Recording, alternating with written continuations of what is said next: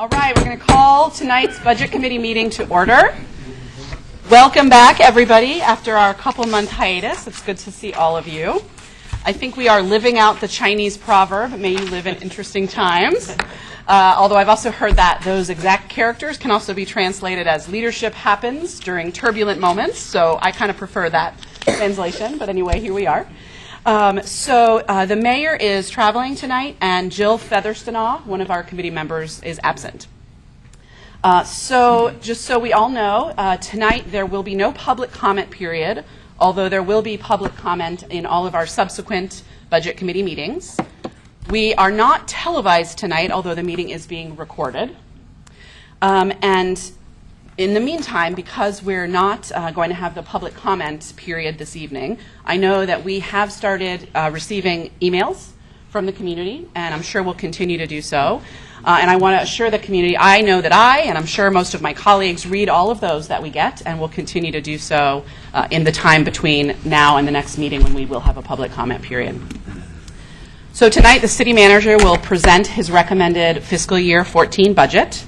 And then the committee will have time after the presentation to do a little bit of discussion and also to make sure that we look forward to what additional information we're going to want as a committee and make those information requests to the staff. Please note that there are only 2 business days between tonight and our next meeting. And so we may need a process by which we prioritize those information requests. So. And just a reminder to everybody, too, there is a lot of information in our FY13 adopted budget, so some pieces of information, you may be able to go back to that and find those things. And second, so as we consider our compressed schedule, please just consider information requests that are really relevant to a particular decision point that we will have as a committee.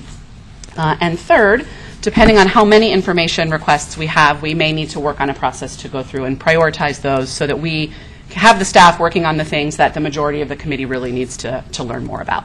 So we'll get to that later in the evening. So finally, we've just come out of a polarized election, and as a diverse city, I know that all of us around this table and all of us as Eugenians probably had many diverse points of view about the city fee, as well as a lot of other things that were on the ballot. And so as a budget committee, though, we have some big, important and challenging job ahead of us in crafting a budget for the city and a limited time in which to do it. So there are going to be some, I'm sure, some hard conversations and certainly some difficult decisions. What I'm hoping as your chair is just to do my best to facilitate an open and respectful and positive conversation that focuses on how we're going to move forward to get to where we need to be in terms of developing a budget going forward. Okay, so I'm going to go ahead and introduce our city manager, John Reese, who's going to present us with a recommended budget. Thank you very much.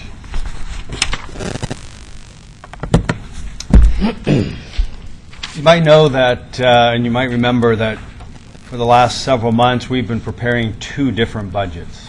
And we were preparing for one if the city fee passed and one if it did not.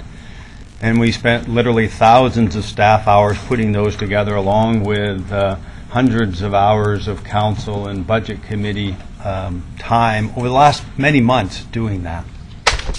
And on Tuesday, obviously, there was a very strong message that the community is not wanting or comfortable or wanting to move forward with a city fee. And so the budget I'm presenting tonight is option B, and that budget includes that list of $5.3 million worth of reductions that we talked about before. You shouldn't see anything new in the budget that we haven't talked about for the last several months. I want to start off with really grounding us again back with the council goals and a little bit of how we got to this place.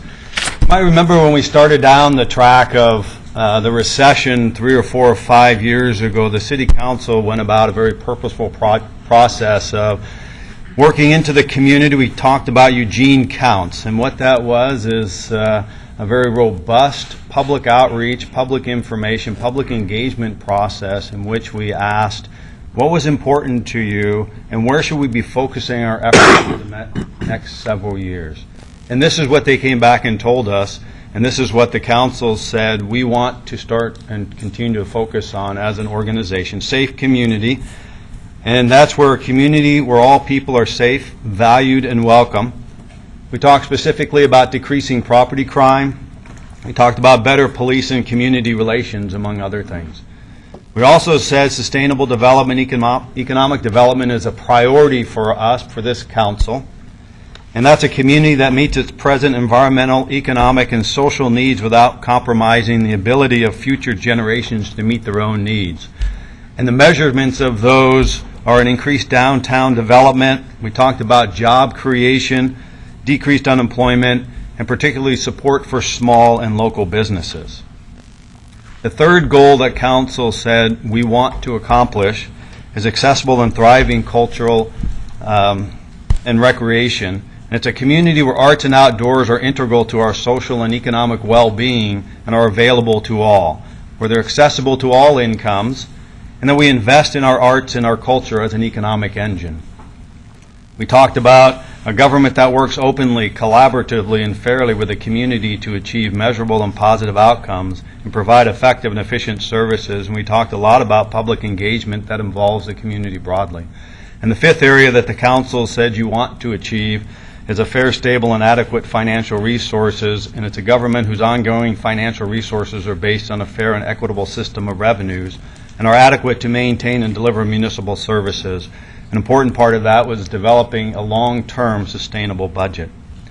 And so for the last 4 years, what we have presented to the City Council as a budget is an attempt to balance all of those goals, given the Council direction over the last several years, as reflected, as they reflect the community's desires. And so some of the difficult conversations we've had on the staff are, which do you pursue? Do you pursue crime prevention or summer reading programs in which 50% of our kids do not enter school ready to learn? How do we balance neighborhood plans versus moving forward with our community energy and action plan? How do we balance adaptive recreation and a fire hazmat team? Which is more important, emergency housing or parks restrooms? And there's many of those conversations. What we have set up to this time is all of those are important. We want to continue to meet all of these goals, and that's what our budgets have reflected. And it, again, we're reflecting this in the current budget to include the $5.3 million. The goal has not changed, and the goal is a sustainable budget. And when we talk about a sustainable budget, we're talking about a budget in which revenues equal or exceed our expenses. We talk about a mix of services that are balanced with the community goals and our ability to fund those. A sustainable budget includes full costing of services. So when we build a park, we also set aside funds to maintain the park. A good example we're moving forward with is a skate park and trying to be very innovative in doing that. And we've also talked about funding unfunded needs as we move forward to meet the goals of the council. Because of the recession, we have been focusing on a stable budget, which is primarily the revenues are equaling expenses, and that we're providing a mix of services that the community has said they would want through the council goals and our ability to fund those.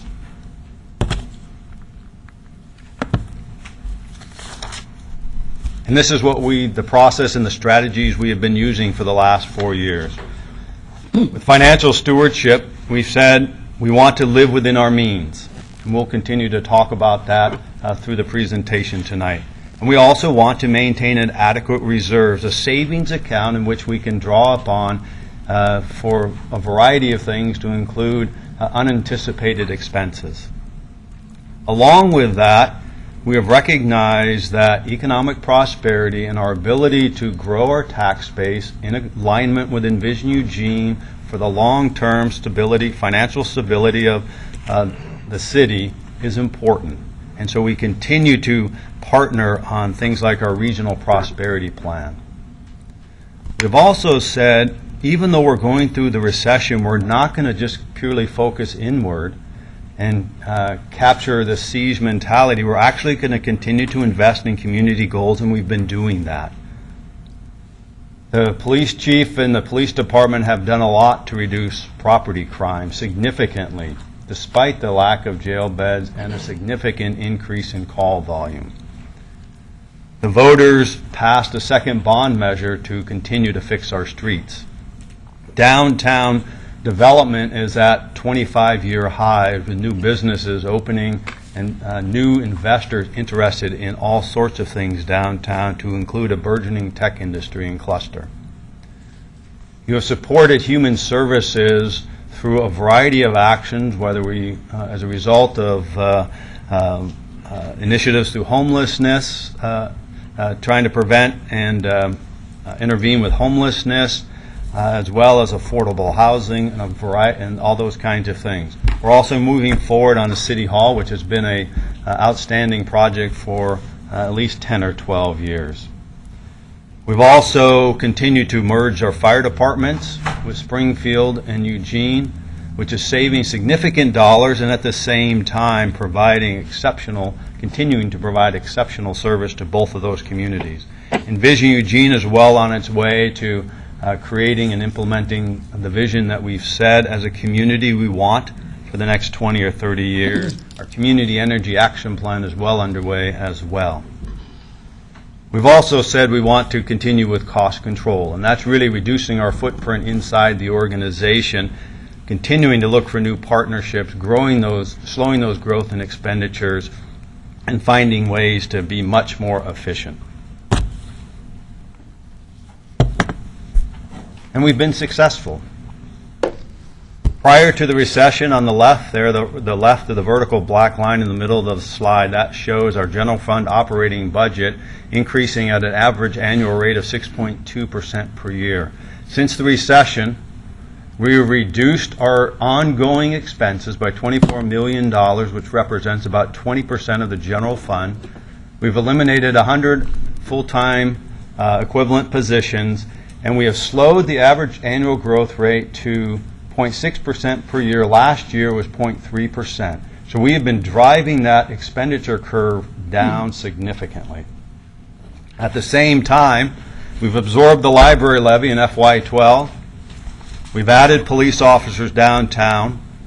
We've added jail beds. We've stabilized Buckley House funding, and we have absorbed 2 significant PERS increases in the same time between FY10 and FY14. At the same time, we've driven the cost down. Our employees have come to the table, and this is a good example where the CPI, the blue line, is the CPI for the last 6 years, and our weighted average COLA, as you can see, as we've gone for the last couple of years, actually lags behind the CPI. Our employees also, over the last 4 years, have voluntarily taken furloughs worth over $1 million. Employees are contributing more to the health care costs than they did previously. Sick leave is down. So employees are also stepping up to the table, recognizing that everybody has to play a part of this. And we've eliminated, with the proposed FY14 budget, it will be 140 positions. We're at the lowest FTE per capita than we have been at least since the 1980s.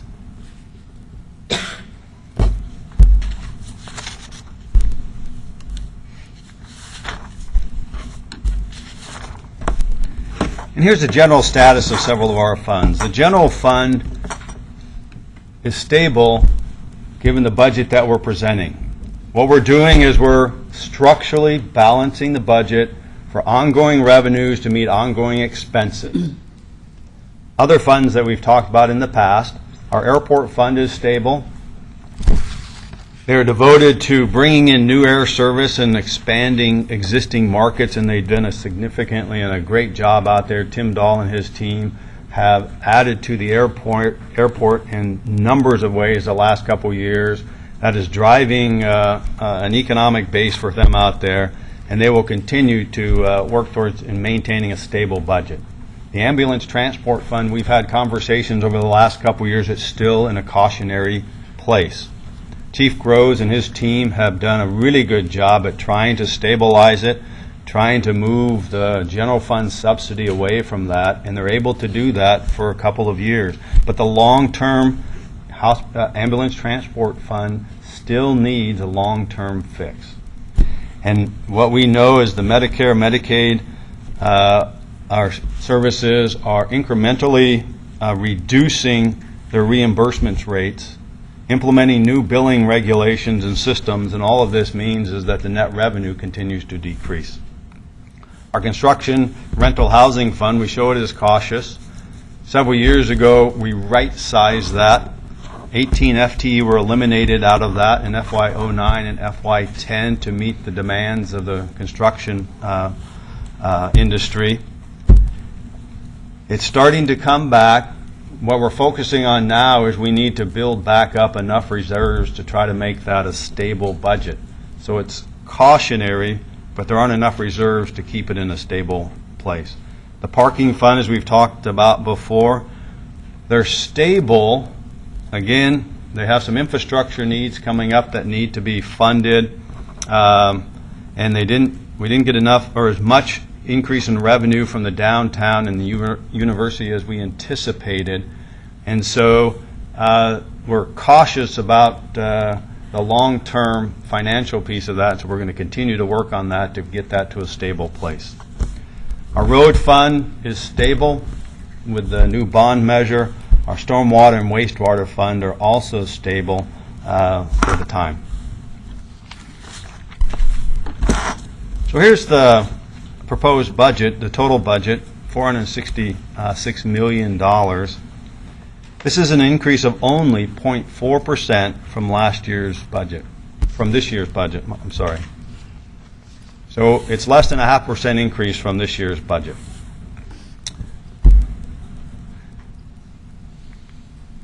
These are the resources. There'll be a little bit more information, particularly on the general fund portion of this. Twyla will talk a little bit about this in just a moment. But this is generally our resources that are used to fund the budget. Remember, this is not just the general fund portion. This is the entire budget. And so user fees, for example, our utilities or airports and wastewater and stormwater and sewer account for quite a bit of those user fees. So with that, Twyla. Great. Thank you. Good evening, everyone. As John mentioned, my name is Twyla Miller, and I'm from the Finance Division. And I'll start off this presentation about the General Fund, and then Sue Cutso-George, our Finance Director, will take over.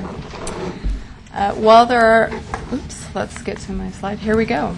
While there are over 30 reporting funds and 100 sub-funds that make up the city's financial structure, tonight we will be reviewing the General Fund and the General Fund forecast. The General Fund is the largest of all city funds, and it consists of the main sub-fund, the Cultural Services sub-fund, and the Equipment Replacement sub-fund. Tonight's presentation is about the main sub-fund of the General Fund. These resources are the discretionary dollars of the organization that aren't earmarked by statute or council policy for a specific purpose, and they are the primary funding source for many city services, including public safety, parks, libraries, planning, and general government activity. We have made a change to the budget document that you've received this year to present a schedule of the main sub-fund this year, and that can be found on page 117 of your budget document. We've also included the traditional combined general fund schedule, which is found on page 115. So the chart here shows a status quo service system with no changes in revenues or expenses. This shows a system that has a structural deficit, with expenses greater than revenues each year. Ideally, these lines would be reversed. The revenue line would be above the expenditure line throughout the forecast period. As you will see, revenue growth has drastically decreased since the start of the recession, creating additional challenges for the organization. This evening, we will look at these trends and what the organization has done to address these challenges. This will help you understand why we continue to have a structural imbalance and the impacts that the recession has had on our revenue growth. So let's start out by talking about general fund revenues. Operating revenues in the main subfund are $126.4 million in the FY14 proposed budget, as shown by the chart here. Overall, revenues are projected to increase by just 0.2% from the FY13 adopted budget revenues. There are well over 100 different revenue sources that flow into the general fund, and they're grouped into the categories you see here. Property taxes continue to be the major revenue source in the general fund at approximately $84 million, or 66% of general fund revenues. This is a projected increase of about 2% from the current FY13 property tax revenues. Other taxes are the next largest contributor to general fund revenues, and these revenues represent payments from EWEB, contribution in lieu of taxes, otherwise known as SILTs, and we estimate those to be $12.1 million in FY14. The estimates we use both in the budget and in the forecast for EWEB SILT revenues are produced by EWEB staff. Interfund transfers are primarily payments from other funds into the general fund for their allocated cost of centrally provided services, such as the city manager's office, human resources, and finance. This revenue category also includes the annual transfer from the parking fund into the general fund. The total for this revenue category is $9.4 million in FY14. The charge for service revenues will total about $8.4 million next year and represents user payments for services provided out of the general fund. Revenue sources such as recreation program fees, police charges for staffing at special events, fire dispatch charges, and non-resident library fees are all part of this category. Licenses and permits are mostly payments from utilities for use of the city's right-of-way, with the largest payments coming from CenturyLink, Comcast, and Northwest Natural Gas, and this totals about $6.4 million next year. Fines, rental, and miscellaneous category include traffic and other violation fines collected by municipal court, library fines, and revenues from rental of city facilities, as well as interest income. The total for this category in fiscal year 14 is about $2.6 million. And finally, intergovernmental revenues represent state share revenue as well as cigarette and alcohol taxes for about $4 million anticipated next fiscal year.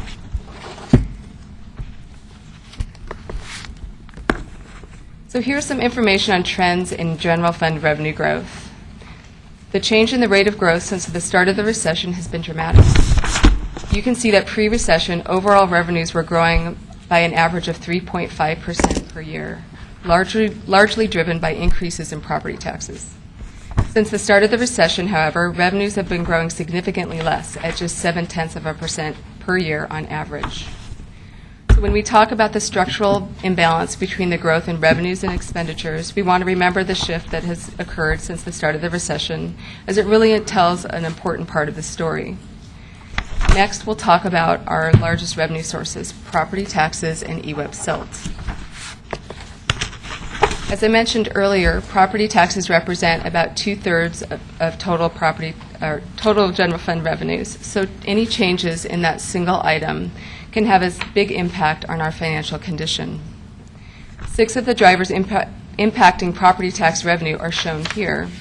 The economic downturn, assessed value growth, and the way the state property tax system works are the 3 main factors that have led us to further reduce anticipated growth from property taxes in the forecast. This chart shows the drop that occurred in assessed value growth after the recession began. Pre-recession, assessed value was growing on average about 4.5% per year. Since the start of the recession, that rate of growth has dropped to about 2.1% per year, excluding the impact of Hynex plant revaluation in FY11. While assessed value is not growing at pre-recession levels, it is still growing in Eugene, which is a good thing, much better than many other places in Oregon and across the country.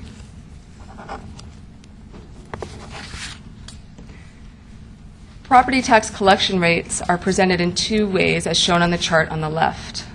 The gross levy method, represented by the blue line, shows the percentage collected of the total levy on the tax bill sent out by the assessor each fall, excluding the 3% early payment discount.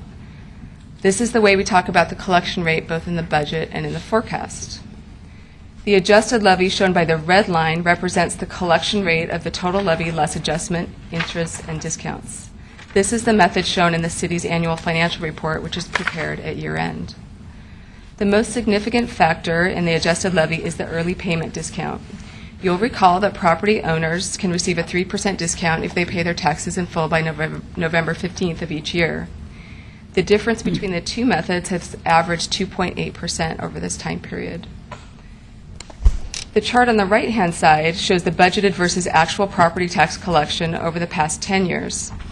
You can see that there were several years in which we budgeted more than we actually collected. However, the average variance over this time period is less than 0.2%.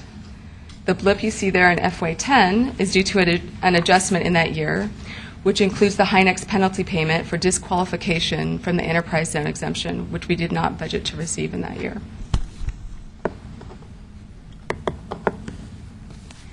EWEB contribution in lieu of taxes, or SILT, is the second largest revenue source in the general fund. Retail SILT is payment to the city from EWEB of 6% of their gross revenues from selling to retail customers.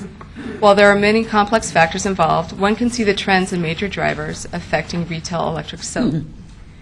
Consumption has declined, not only as people conserve generally, but most notably since the recession has begun. In that same time period, the customer base has grown slightly, and the average rate across electric class types has grown.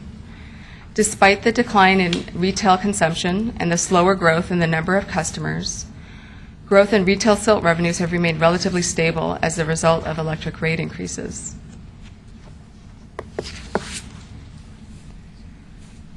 Wholesale SILT is received from the sale of excess energy and capacity by EWEB to other utilities and power marketers. Wholesale revenues have ranged from $500,000 a year to $7.5 million a year, as shown on the chart here. So you can see that it can be very hard to predict wholesale SILT revenue. While historically there have been large fluctuations, wholesale revenues have been declining since the recession, as wholesale prices have fallen from their previous levels. The current SILT revenue forecast provided by EWEB shows wholesale SILT revenues at very low levels throughout the forecast period.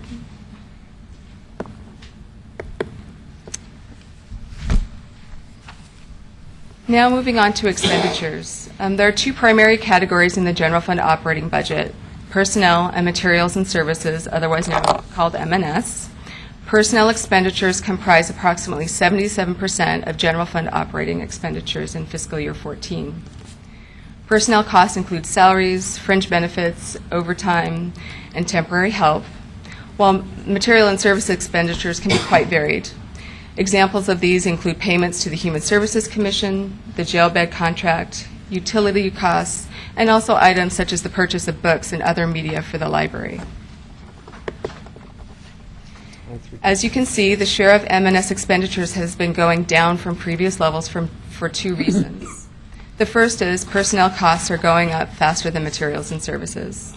And the second is there have been a lot of reductions in materials and services over the past several years as we've due to budget cuts.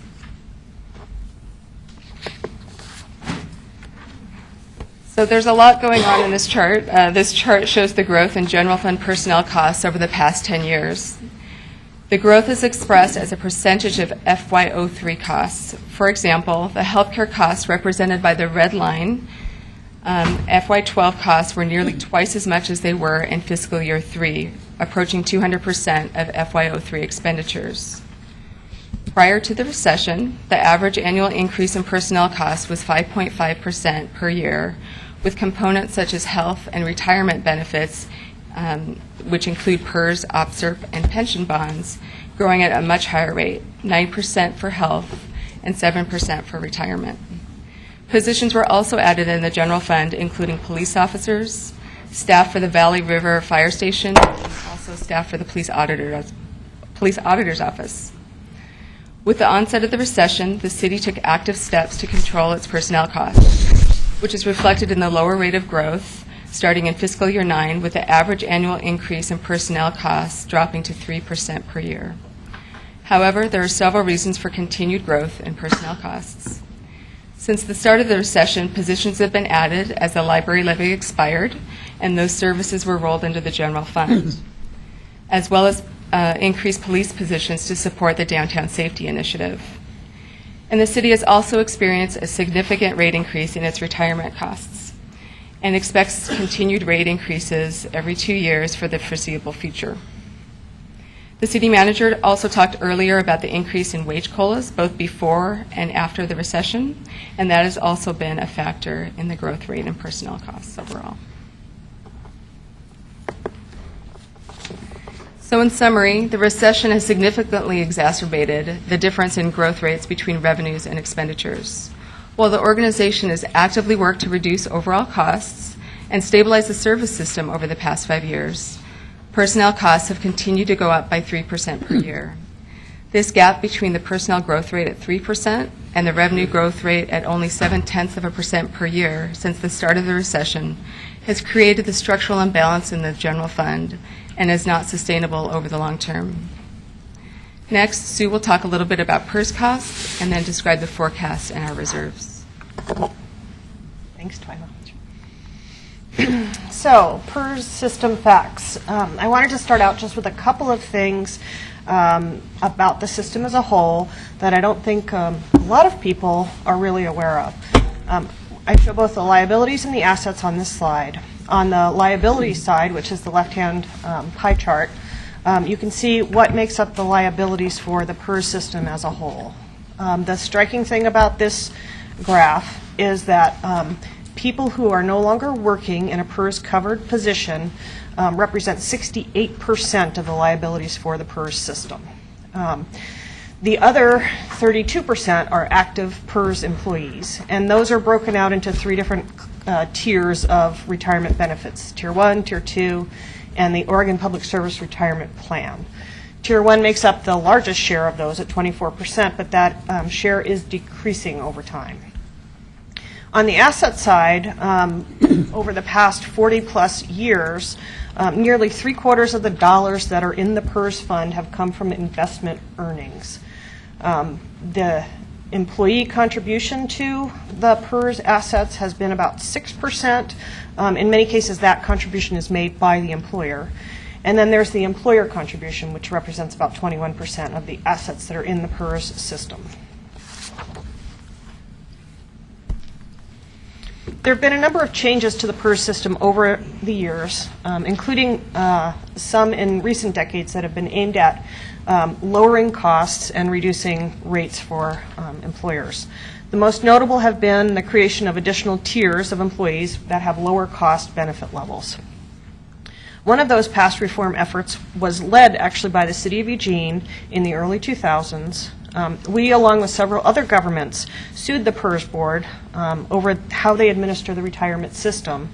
And we felt like the way that system was being administered threatened the long-term viability of the system and our ability to deliver essential services. The 2013 legislature just recently passed SB 822, which is the newest PERS reform bill.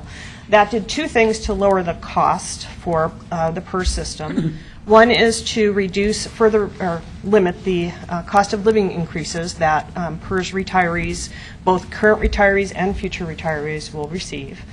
And the second is to eliminate the payments that PERS retirees get to make up for their state taxes if they don't live in the state of Oregon.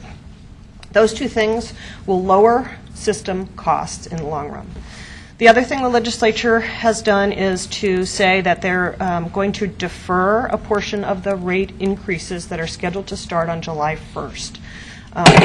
That deferral has the effect of providing short-term budget relief, but it increases costs in the long run. So here's just a couple things about the City of Eugene's PERS. I've shown here the rates both for the current fiscal year and the rates that we received from the PERS board last fall that are to go into effect starting July 1st. Based on those rates, total cost for the PERS system and all funds is a little over $20 million, about $12 million general fund only. The FY14 proposed budget was based on those rates we received from the PERS board last fall and does not incorporate the impacts of SB 822. We don't have our adjusted rates as a result of that legislation, and the PERS board won't provide those rates to us until July. What they have said is that our rates, the rates for any employer, won't go below their current rates. So potential savings from that legislation for us, we don't know exactly how much, but we're thinking it probably is in the $1 million range. I also want to note that any savings from this PERS legislation is subject to some risk. Every time the PERS system has been changed and benefit levels have been reduced, those changes have been challenged in court. That's likely to happen here too. And so while we may receive lower PERS rates, we'll have to wait and see really how that plays through the legal system to know whether those savings will be long-term savings or not.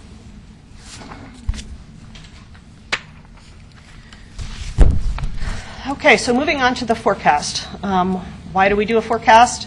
It's a planning tool. It helps us to think about what the long-term effects are of the decisions that we're making today.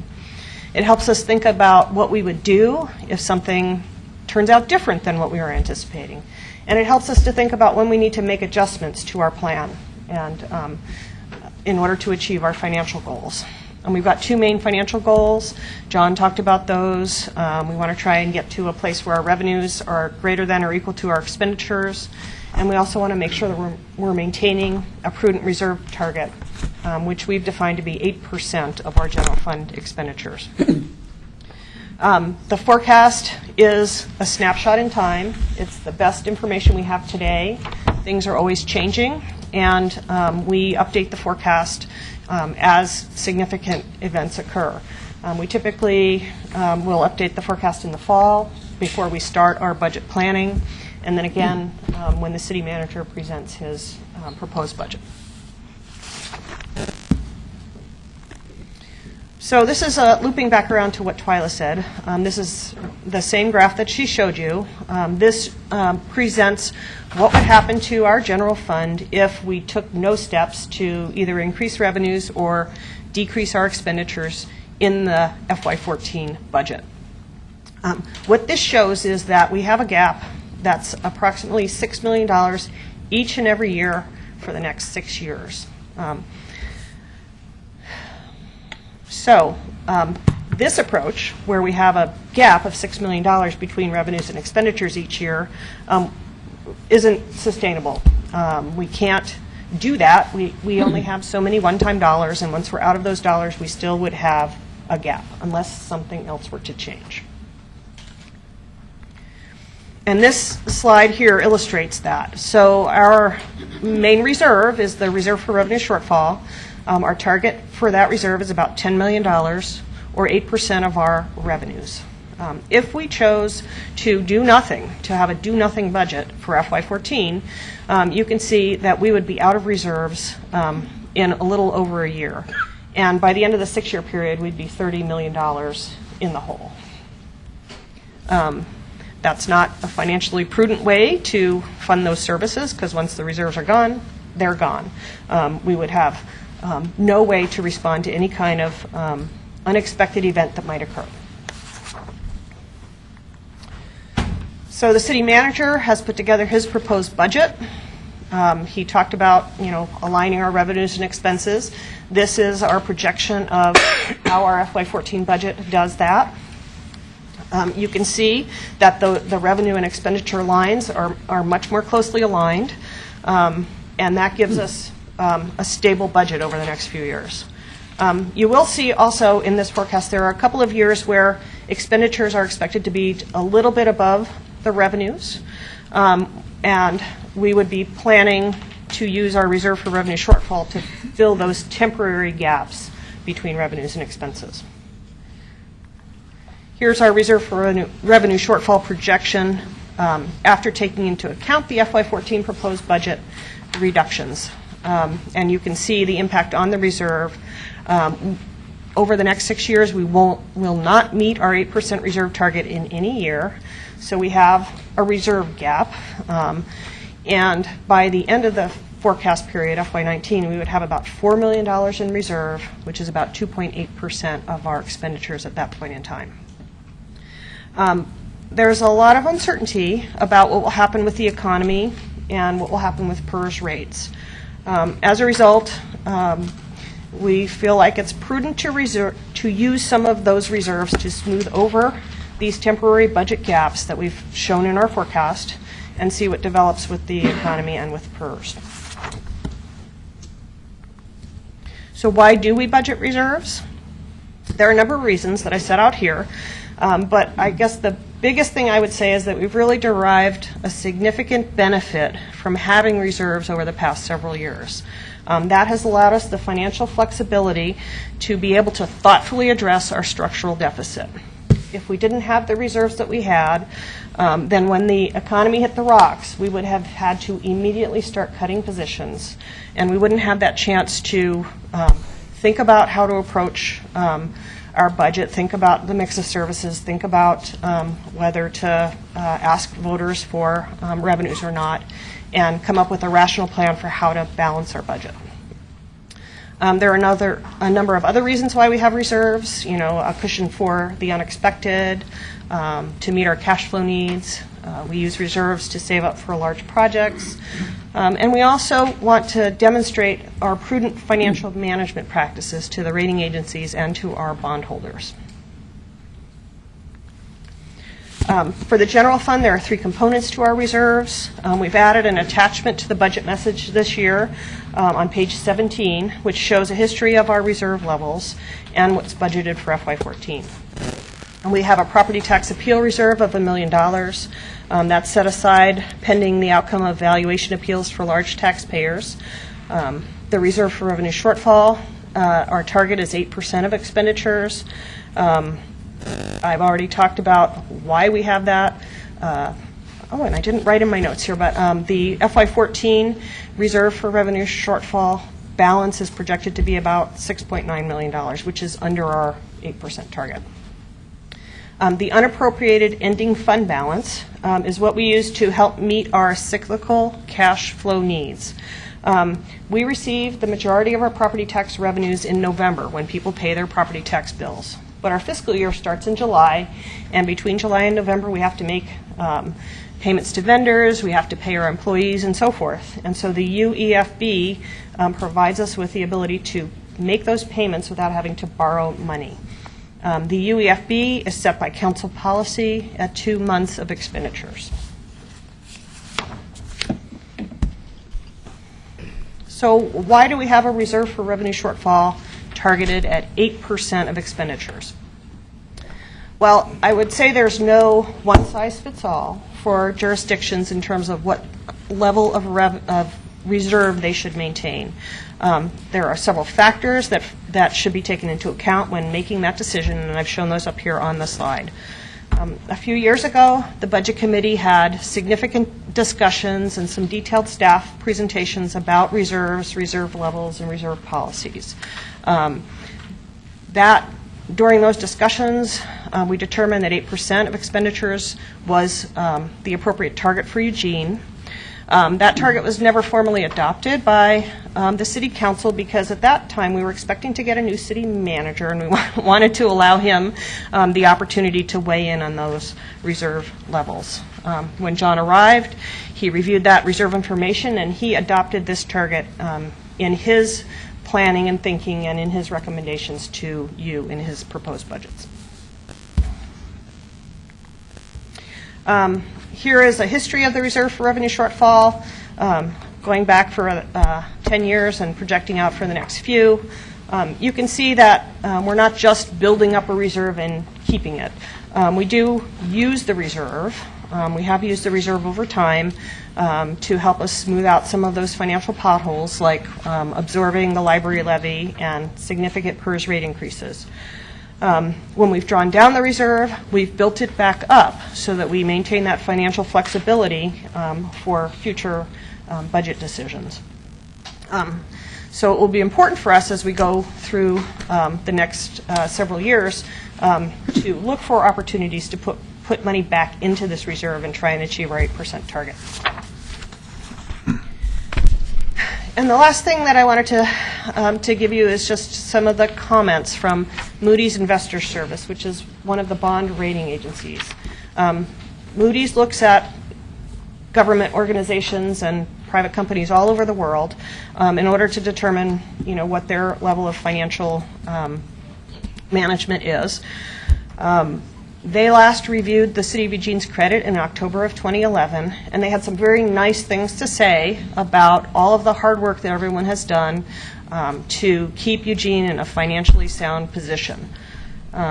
They noted that we were ahead of the curve in looking at our costs and trying to reduce those, that we use long-term budgetary planning. We use the forecast to help us determine where we're going. And that we've maintained sound reserve levels. The other thing that they say in their report, they have a section where they talk about what could cause the city's rating to decline, and they say a significant deterioration of the city's reserve balances could potentially cause our rating to decline. Why does that matter? There are tangible benefits to our citizens from having a high bond rating. We've got a AA1 rating, which is a very high rating, and that provides us with the ability to pay low interest rates when we issue bonds. I also would want to mention that when Moody's looks at our reserve levels, they are talking about organization-wide reserve levels. They don't just focus on the general fund. And so moving reserves from one fund to another has no impact on their analysis of our financial situation, but drawing down the overall level of reserves to maintain ongoing services would cause Moody's a significant concern. I'm going to turn it back to John now, who's going to talk about the proposed budget. Yeah, let's get into a little bit more on the actual proposed budget for this year. Just a reminder of where we've been over the last 12 or 18 months. You might remember last year what we said is we wanted to do a 2-year strategy. We were anticipating a $7 million gap. We were filling $4 million this year, and we wanted to pick up the next $3 million FY13. When it came around to actually getting the forecast in November, the gap went from $3 million to $6 million, primarily due to revenues, which Twyla talked about earlier, where the revenues from the recession continue to go down. So despite our best efforts to bring our costs almost down to a 0% increase, the revenues continued to decline, and so the gap went from a $3 million to a $6 million gap. Through last fall and into the early winter, the Budget Committee as well as the Council considered a number of options of how to close that gap, primarily a discussion around new revenue. You might remember we had a survey done in November, and I know things change. A survey is a moment in time, but at that particular time, what a majority of the voters said is that they would be willing to pay additional money to maintain the current portfolio of services that were in place at the time.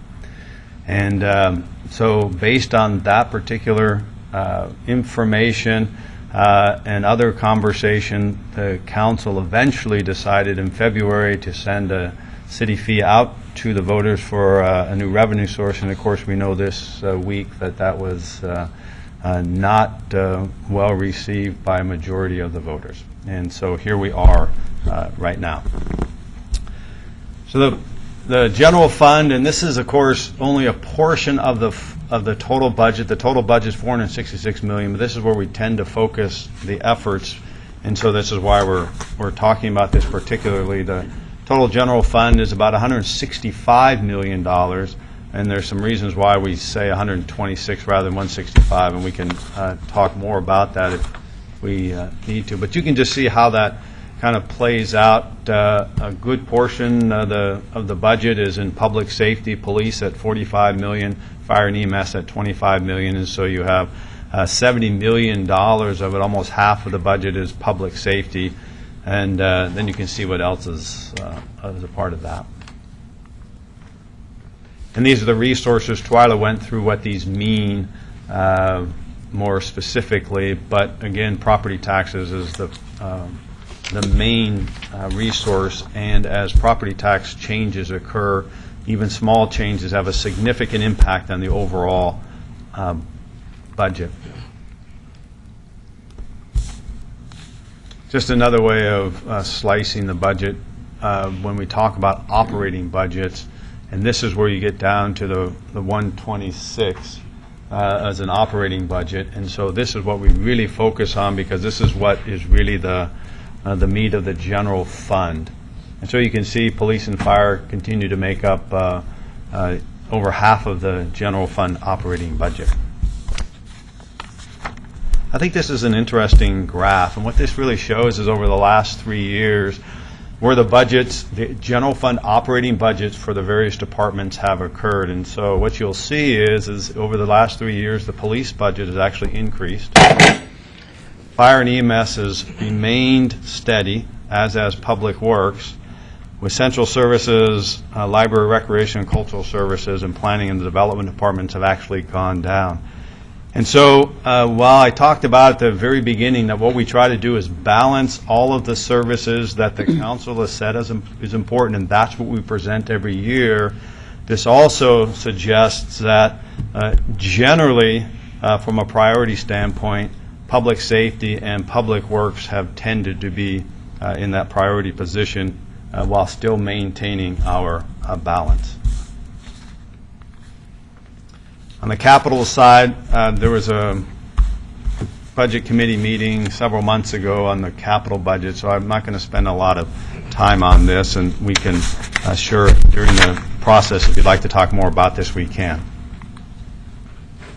And so we said, what are we going to do to resolve this budget gap, this structural gap? We talked about this several months ago, that we're finding another $1 million worth of footprint reductions, primarily in overtime, and this is a continual effort by all employees at all levels to try to find efficiencies and to render any last ounces of fat out of the organization, which is what we've been doing for the last 4 years. And so over that time, we've rendered the fat, haven't gone out to the voters for any revenue, but there's still this $6 million gap. So there's $1 million in reductions. The library fee, what I should say, is a revenue side.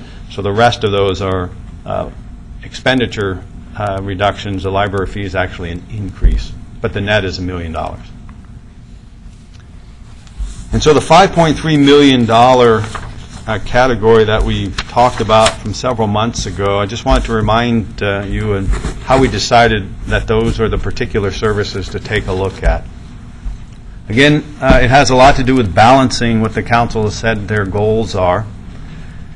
We wanted to try to reduce rather than eliminate services, and examples that you'll see are things like Cahoots vehicles, where a couple of years ago we added a second vehicle. The second vehicle is absolutely important, just like all these services are, so it's not about which services aren't important or critical.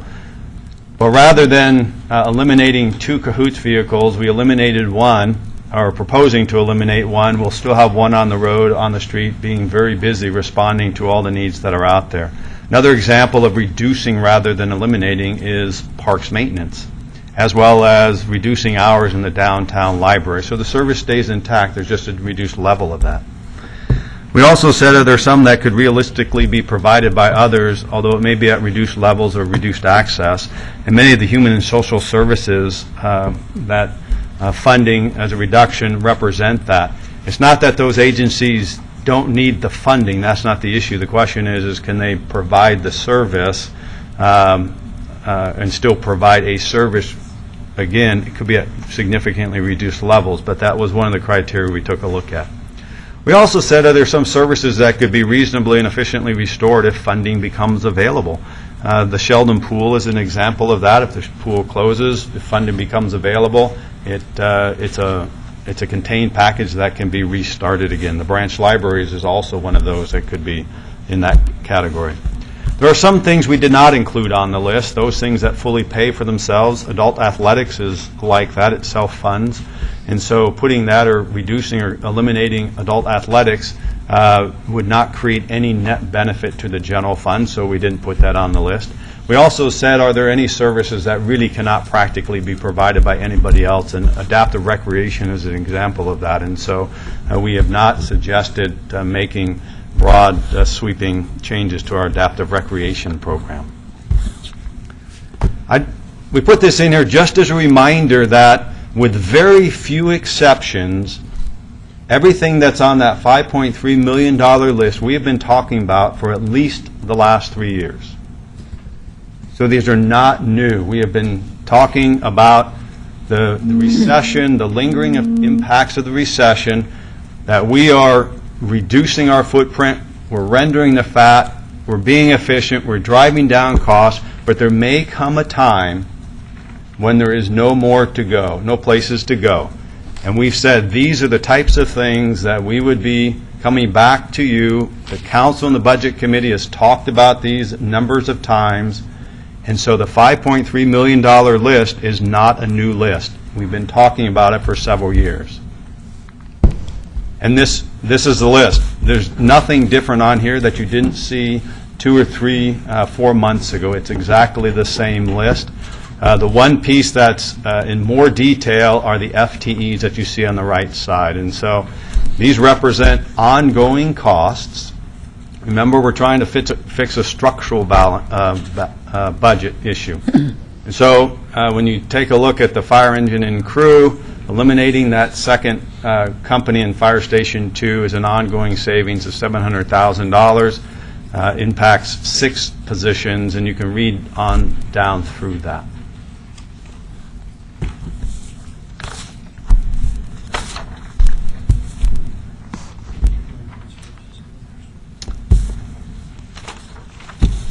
Our strategies aren't changing as we move forward into the future.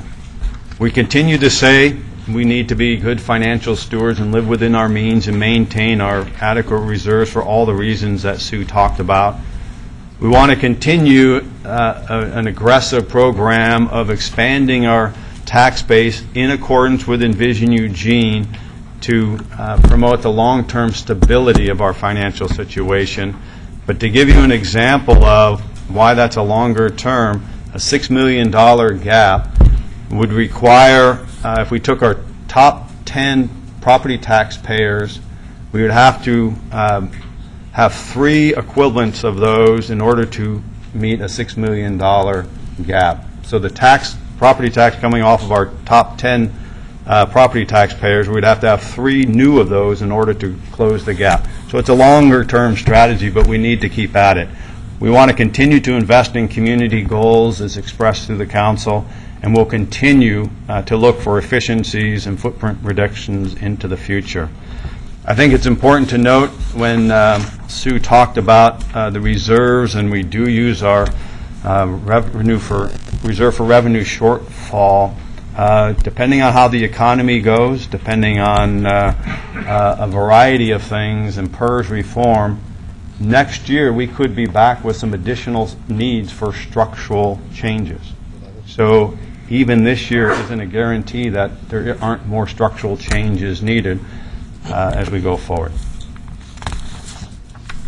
So our proposed budget narrows the general fund gap through ongoing reductions. We make $1 million in footprint reductions, $5.3 million in service reductions, continues to work on council and community goals.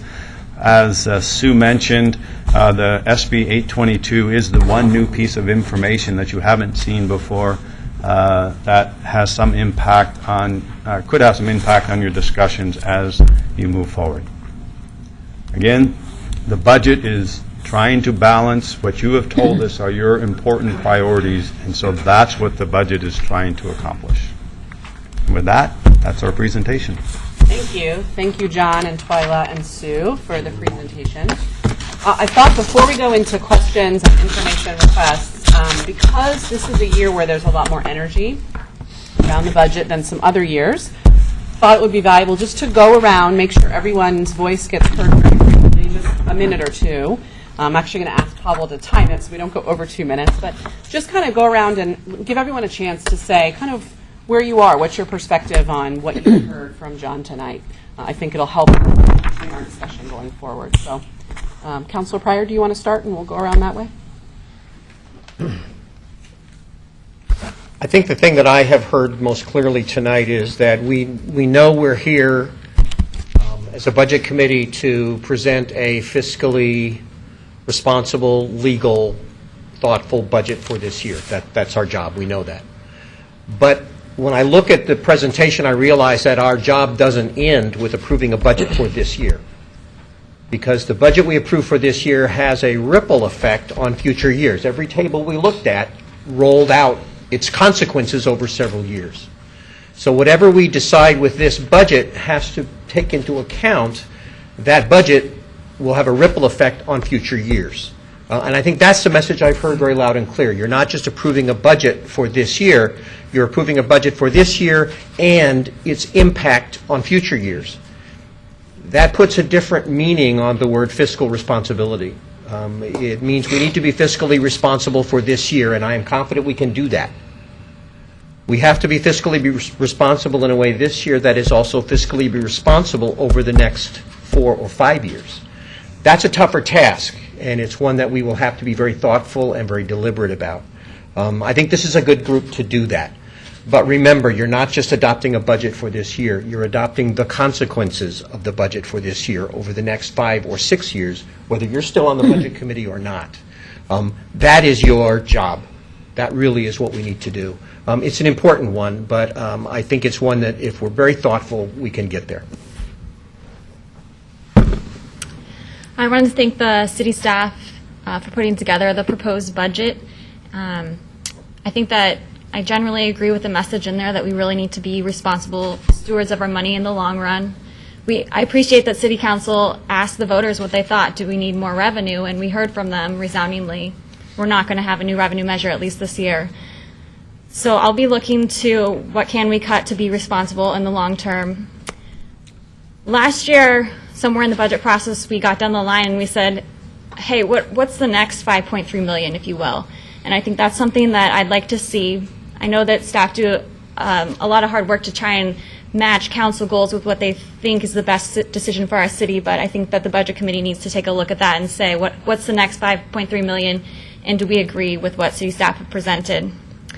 And just another question that I had going through all the materials was last year we talked a lot about dues to things like LCOG and LRAPA, and I don't see that on the list this year, and I'd like to hear more about that as we go along.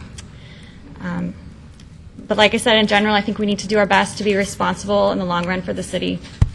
Look forward to the discussion. I really appreciate staff's work on this and where we are with this right now in terms of looking at what Councilor Pryor talked about is a more structural long-term solutions.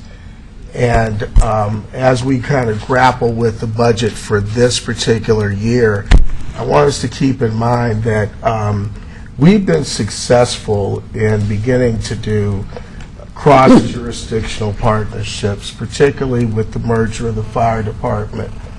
And I'm not seeing, since this is focused primarily on the upcoming budget, but I think we need to have a broader discussion about continuing to do cross-jurisdictional work to conserve some of our resources and to look at the other things that are out there. I mean, we have other jurisdictions in this community that are facing similar budget challenges. And I am concerned about how we collectively approach our budget issues and looking at not so much of the silo kind of situation that we have right here. I don't think we can do that any longer. I think that we have to work with the county, we've got to work with other jurisdictions and look to expanding our collaborations in order to save resources. Because, you know, I just don't see where we're going to get any more revenue at this time or in the future. I also appreciate the presentation. As I was thinking about this the last few months and also the last few days, certainly since the election, I think it was a good reminder that we've been, certainly over the last several years, in a process kind of coming up to this time. The reductions that are proposed have been in front of this group and have been talked about pretty extensively.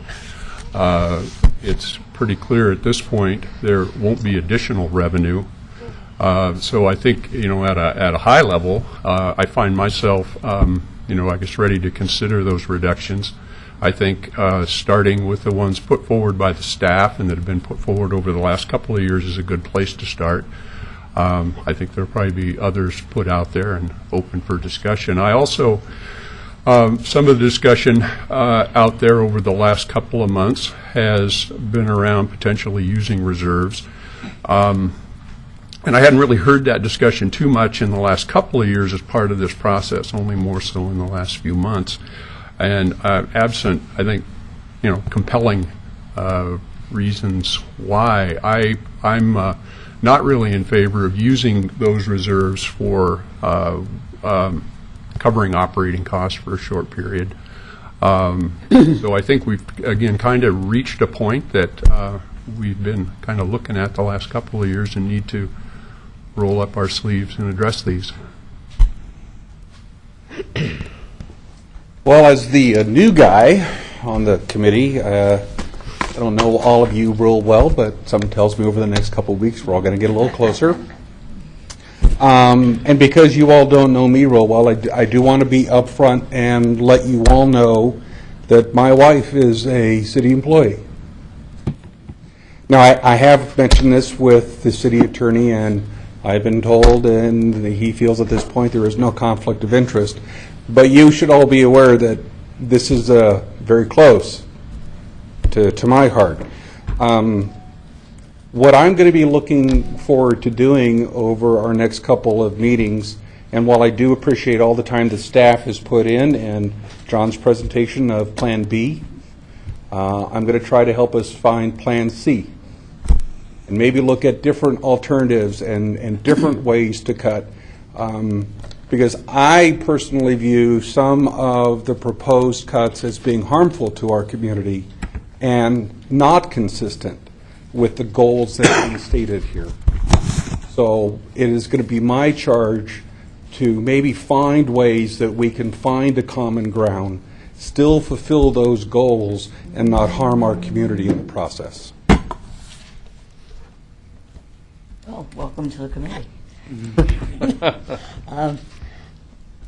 I think that we do need more revenue. I think that what we did was not the right choice. I always thought it was not the right choice for two reasons, two big reasons. It's a flat fee, and there was no termination date. I think people like to think there's an end to something if they vote for it. So I would like this committee to start thinking of other ways to raise revenue. For now, I think the reserve for revenue shortfall is there for a shortfall, and we have one. So I would like to think that we could tap some of that at least. There are some things I think we absolutely should say we will not cut, such as Sheldon Pool, the downtown library hours, and park restrooms, which are absolutely essential for health and welfare. I think we should look at some other different cuts, perhaps, such as our contribution to the Metro Partnership, the Police Commission, which was established when the first time that the police auditor vote failed. And it isn't the same thing, but I think perhaps it serves its purpose. And I think we could, I mentioned the Metro Partnership. I think we have enough staff devoted to development, enough people on our staff that we don't need that.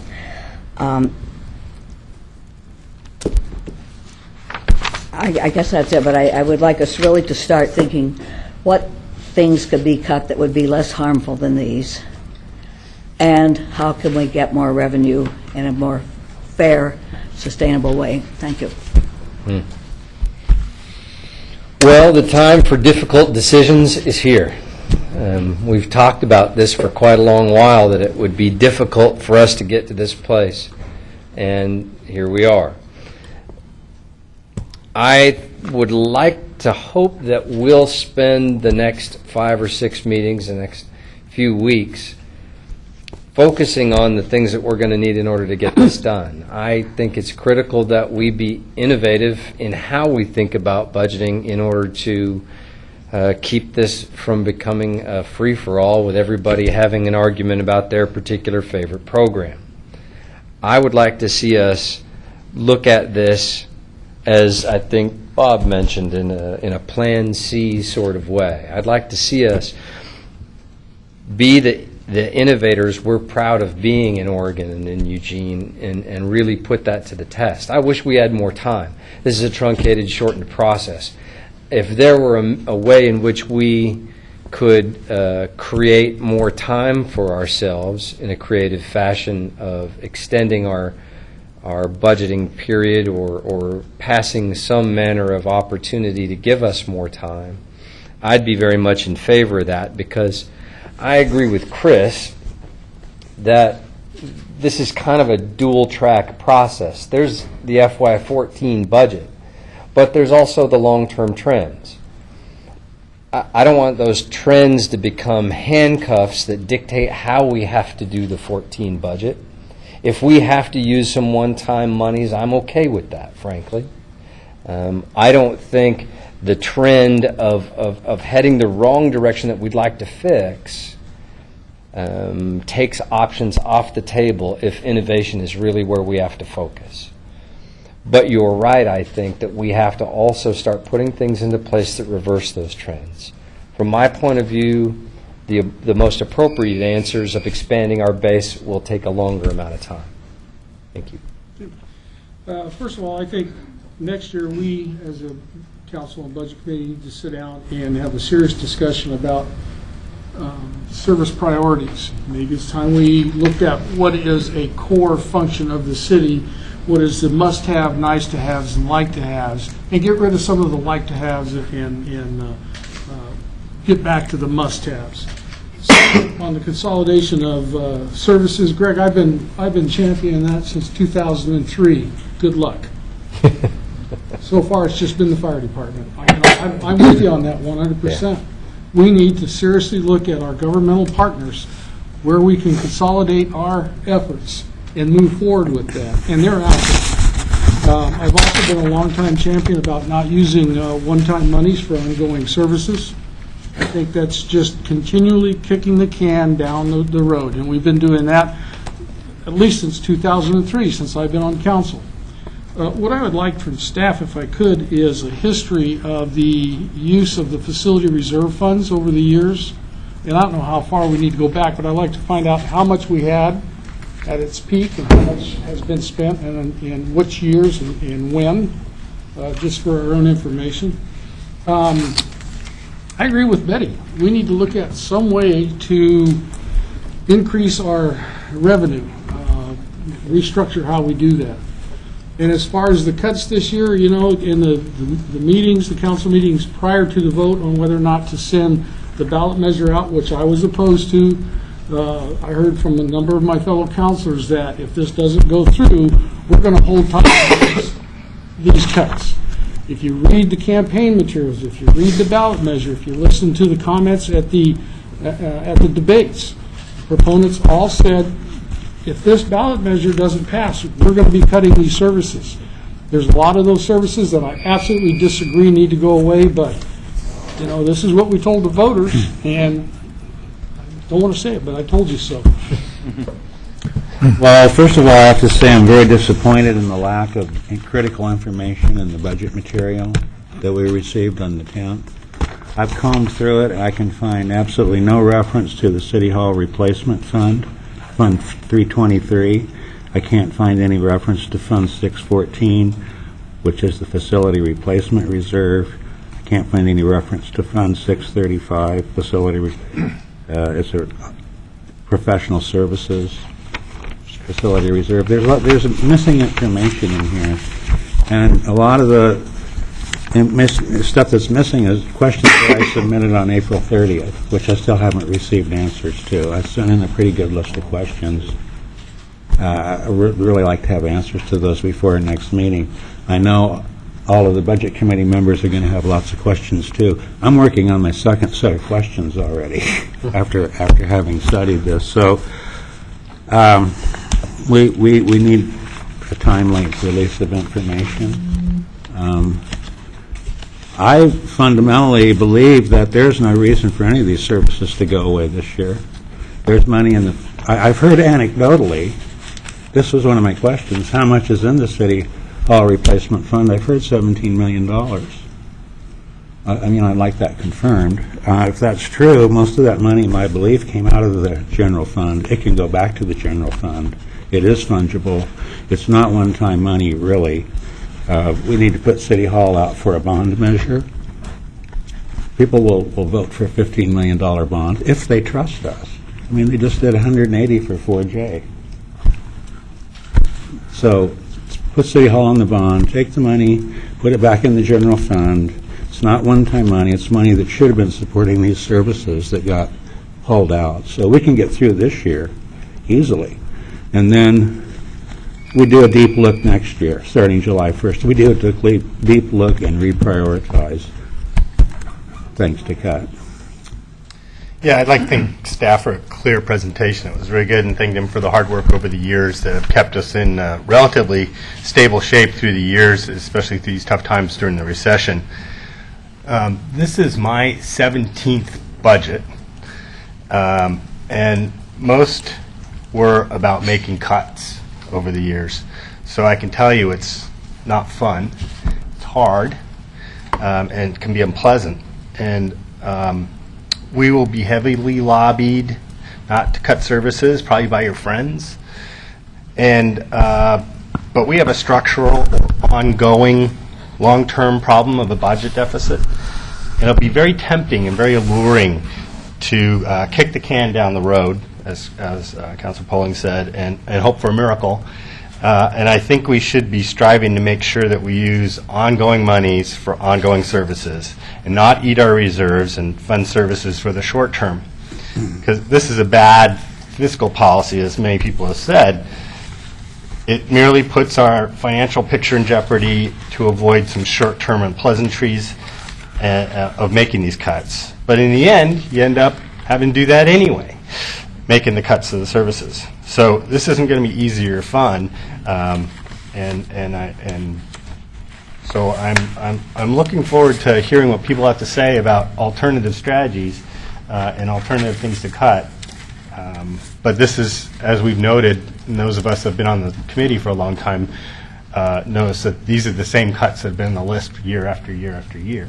So it's finally to the point where they're on the chopping block and at risk. I'll just be short. I was hoping this is going to be my last budget to deal with, and I was hoping that this was going to be much easier, but it's not going to happen, and I look forward to the challenges that are before us, and I'm sure that we'll make it work, and we'll all come together and make sure that it works for the citizens of Eugene.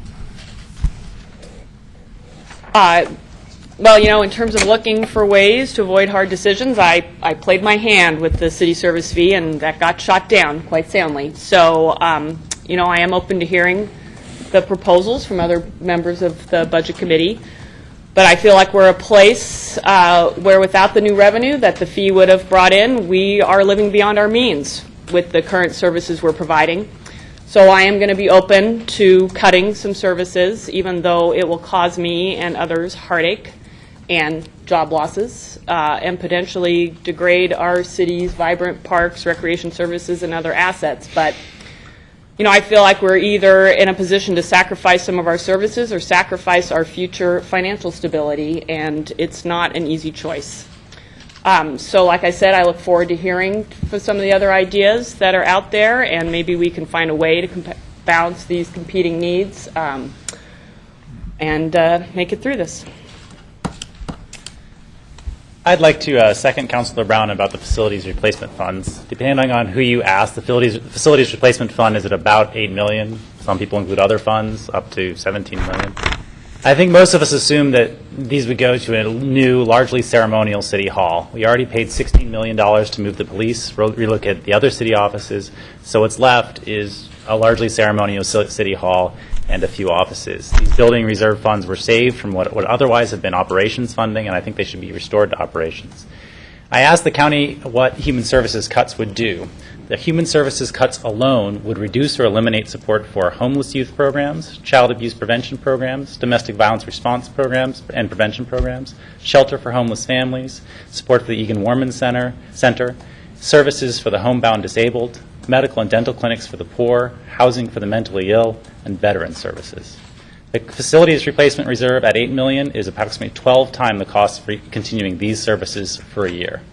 Why not repurpose these funds to continue these services, as well as some of the other important services provided by the city itself, and simply ask voters if they want to pay for a new city hall with a capital bond? If they say yes, the cost of borrowing is at historic lows. If they say no, well, we'll have to wait until the economy improves and we have the money for us to save up to replace City Hall. Can we really say that a largely ceremonial new City Hall now rather than later is more important than these services? I don't know about you, but I'd sleep better if we continued to meet here and in Harris Hall for a few years and there were fewer kids sleeping on the streets. Why don't you go ahead? So I agree that we are at a very difficult point with a lot of difficult decisions to make. I've only been on the Budget Committee now for a short time, but I haven't felt comfortable in past years using one-time money to continue the ongoing services as has been talked about. I would ask that if we're going to ask for the City Hall replacement fee or fund and the other facility funds, that we see how much have gone into those funds each year for the last number of years, and that I think we could eat up a large fund in 1, 2, or 3 years when it's taken decades to build up that fund potentially. And I personally don't feel that that's a wise use of one-time money. I think that we are living beyond our means, as we've heard, and I think it's evidenced by people not wanting to pay more for the means that we enjoy. So I think it's important to take the perspective of the long-term financial stability of the city's budget, and I take that task seriously. So I'm going to be interested also in other options, but feel it is going to be important to talk about some of the tough decisions to make some cuts. And I'll be brief. I agree with a lot of the things that were said around this table. So, like I said at the beginning, we have some hard choices in front of us. We saw last year, we saw again this year, we have some structural challenges that are not going to go away anytime soon without additional revenues, which are probably not coming anytime soon. And so as a result, we are going to have to make some cuts. There's some cuts that have been proposed. Certainly, as Councilor Surratt is, I'm open to hearing some alternatives. However, it looks like we're going to have to make some cuts somewhere. And I think it'll be an interesting, I look forward to learning more a little bit about how all of the things that staff recommended fit some of these criteria in terms of not being realistically provided by how you kind of came to those through those filters. But given that, one of the things that's interesting is Councilor Poling talked about kind of prioritizing the must-haves and the want-to-haves. The challenge there, of course, is always that, your must-have may be my want-to-have, and my must-have maybe your want-to-have. And so I think that those are actually hard things to do. So we're at a place where we'll have to make some hard decisions. I look forward to gathering the committee's input and figuring out where we're going to go to meet this shortfall. So I also am against using reserves, looking at that projection for where our reserves would go, against using those to cover one-time deficits. So, right, thanks. Well, thank you, everybody, for just sharing some perspective on where you are. So we only have about a few more minutes. So rather than going into a lot of questions, I thought we would just kind of talk a little bit about our process for information requests. I know we've had some that have come out already. I've heard about the history of facility reserve funds, City Hall replacement funds. And so, yes, Councilor Clark. I just wanted to say real quick, Councilor Brown sent out a note a while back asking a very detailed list of questions, and I know it would require a great deal of time from staff, but I'm also one who would like to see answers to all of those questions. I sense that he may not, the staff may need direction from a majority of council to do that if necessary. I'd support that as well. But I'd like to see a really detailed list of the answers to the questions he's asked as well. I just wanted to say that that's important to me as we go forward. Are there other specific information requests that multiple members of our committee would like to have in order to have further conversation at our next meeting? Councilor Evans. One thing is I'd like to see what the fully allocated cost of the City Hall rebuild would look like. And I'm talking about the care, feeding, and maintenance of the beast.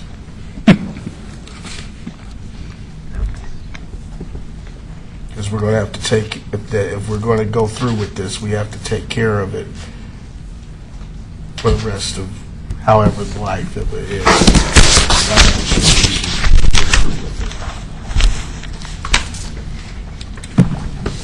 I'd like to see the next few things on the list that maybe you didn't put on the 5.3 million, but were the next few things down. Not necessarily literally 5.3 million. But. So do you mean, Chelsea, some of the things that perhaps were on prior lists? Yeah, that so didn't get to this? If our gap was 7 million, what would the next few things be so we can evaluate those trade-offs? Okay. Laura, I think it was a work session on February 11th, the council work session, attachment A, and it was page 9 of the agenda packet, has a list of suggested cuts totaling $7.068 million. So that may get some of those are on this list. Others appeared on this list but aren't. So that's, if you can research that and make sure it was the February 11th work session. That would be the list that we'd be intending to come back with, so we'd be happy to send that out to everyone.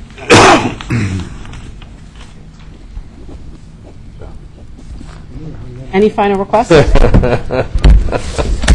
Yes. Not a question, but I want to say something about City Hall. I was in favor all the time. I was at a minority of keeping it up, of repairing as it needed, maintaining it. But we've let it fall apart, and we've moved out of it, and I don't think we want to leave another empty place, a whole block downtown when we're trying to rebuild downtown. If I'd be happy to move back into it and do the repairs, put in a new heating system, and do the paint and clean it up if that was the majority opinion. I don't know how much that would cost, but I think it's really wrong for us to think of just leaving that there to decay with a huge fence around it. And so I think we made mistakes in the past, but we can't go back and undo those totally. Thanks. There's a cheap. Do you have enough direction in terms of the additional research and questions that people need some more information about before our next meeting? Yes, we'll be busy. Okay.